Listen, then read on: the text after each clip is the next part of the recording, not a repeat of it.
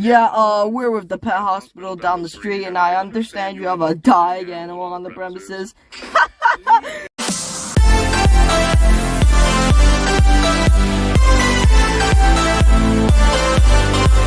Hey guys, what is up and welcome back to another video, and today I am going to be reacting to the Squilliam theory made by Alex Bale himself. Yes, well, I have not really heard of this guy. All I watch is MatPat, or used to be MatPat. But anyways, I've heard about this guy like a month ago, I think, and I've been saving his videos to watch with you guys. So let's get right into this. Alright, here we go. Squilliam Fancy Son! Squilliam Fancy Son III is Squidward's rival from high school band class. Yep. So, I just took my private yacht across my private lake to my private heliport. He's more wealthy, popular, and talented than Squidward, and he always rubs it in his face. That's right. I'm living your dreams, Squidward. Oh, just succeeding in everything you failed in. But I intend to prove that he's a fraud, using his wealth to make himself seem more popular and talented than he actually is. He goes to ridiculously extreme and expensive lengths to humiliate Squidward and show his superiority, and I'm gonna prove it. Spongebob is one of my favorite shows from my childhood. Even going back now and rewatching the old ones, it still holds up.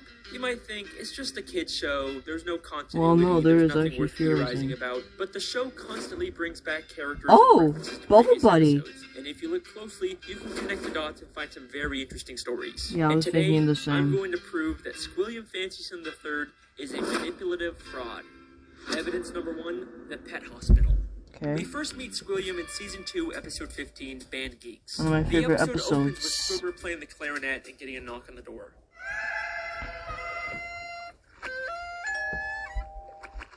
Yeah, we're with the pet hospital down the street, and I understand you have a dying animal on the premises. I love that part. I just love that part. Hello, you've reached the house of unrecognized talent. Please start after the... Sounds as though you've got a dying animal to attend to. Hey, old chum. That's true. How do you know that? Squilliam spying on Squidward to know when he was playing his clarinet, but he also hired the doctor to come and embarrass Squidward. Yeah, we're with the pet hospital down the street. Pet hospital down the street. We have never seen a pet hospital in Bikini Bottom. We've only ever seen just the regular Bikini Bottom hospital. We've seen this purple doctorfish before, but once again, he's never worked at a pet hospital. I always think he's We've only ever seen him suspicious. at the regular general hospital. Well, Mr. Squarepants, it seems you have the suds. Are you ready for your treatment? Then there's this green fish behind him, and we've only ever seen him as one of the many identical paramedics that work at the Bikini Bottom Hospital. We even see him at the end of the episode to take Squilliam away after fainting. So it is very likely that Squilliam hired these two and told them to pretend like they're from a pet hospital just to humiliate Squidward. But this is just the start of Squilliam's elaborate lies. Evidence number 2, the Bubble Bowl. In the same episode, Squilliam also says, I'm the leader of a big fancy band now, and we're supposed to play the Bubble Bowl next week. The problem is, I'm busy next week and can't make it, so I was hoping you and your band could cover for us. but we've never seen Squilliam's band before, and despite claiming he's too busy to make it to the Bubble Bowl, he still shows up at the end to watch Squidward's band. Oh, yeah. So both his excuse and probably his band were made up to pressure Squidward into humiliating himself at the Bubble Bowl. That's true. Evidence number 3, Squilliam's friends.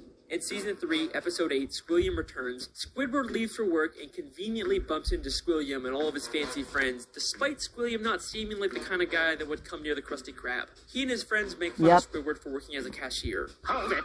Don't tell me! You're a cashier! Lying always makes it worse.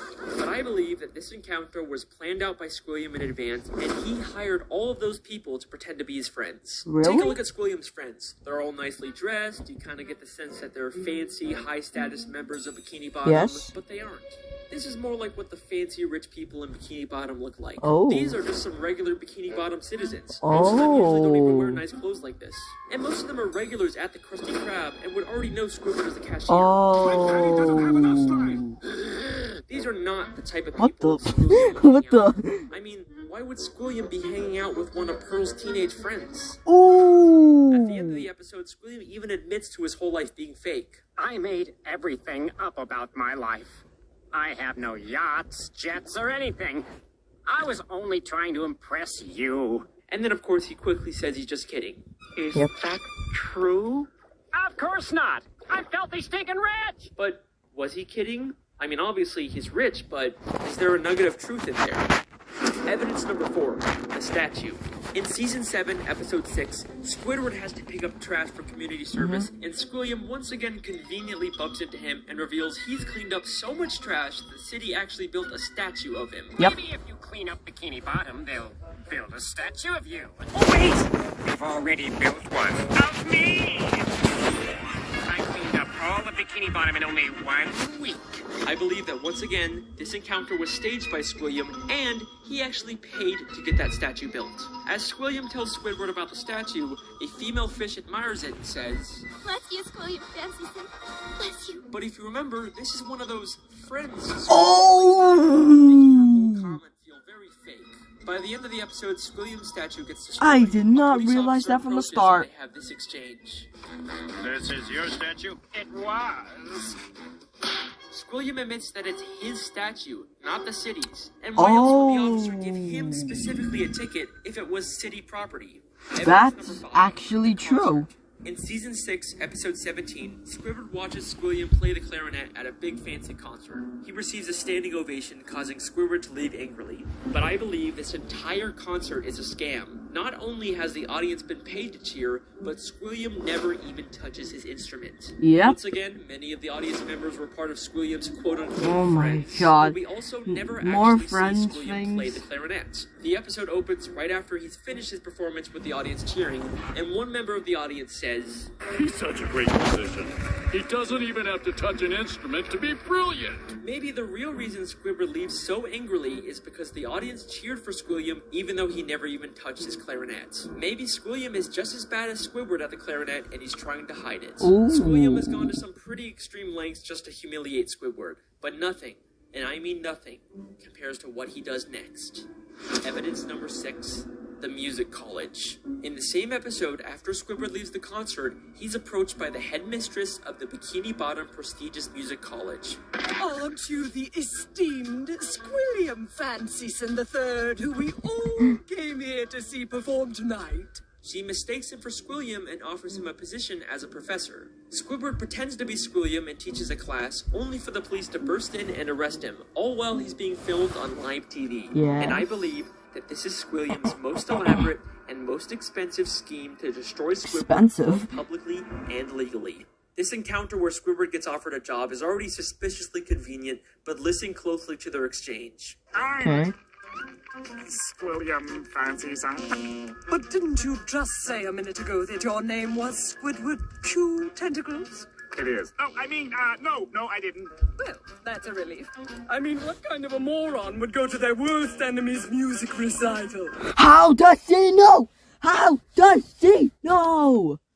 Oh my God. Oh my God. How did I even not realize that when I watched the episode? How did I not realize that? She knows everything, this woman.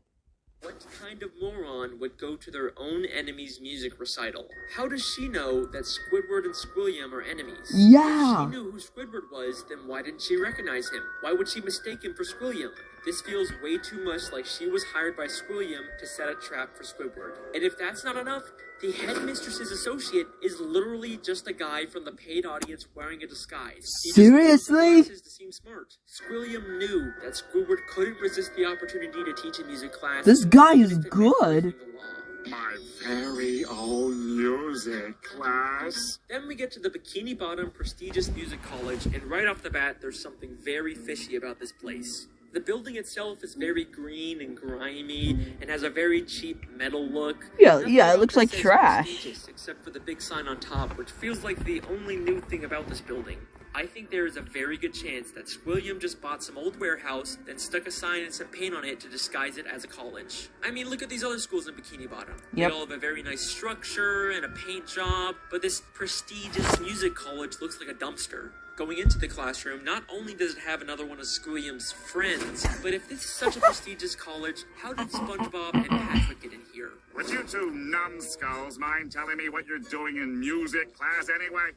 Sure. Patrick's New Year's resolution was to learn to play an instrument. They say it was their New Year's resolution to take a music class, but you'd think it'd be harder for them to get into an esteemed music school if they just decided to go to it on a whim. Yeah, that's true. And besides, none of these kids look like they could be esteemed. Squilliam and the headmistress and a live news broadcast show up at the same time to arrest Squidward for impersonating Squilliam.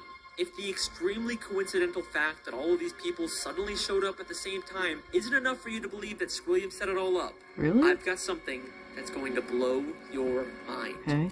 Squilliam literally has the police working for Yo! I'm placing you under arrest for impersonating a genius. How? Like he's been paid off. I don't know what does. The lengths that Squilliam goes to humiliate Squidward are insane. He literally builds statues and entire buildings. For one, I'm shocked right now. This guy is really good. But why? Why would anyone go so far to embarrass an old high school band classmate?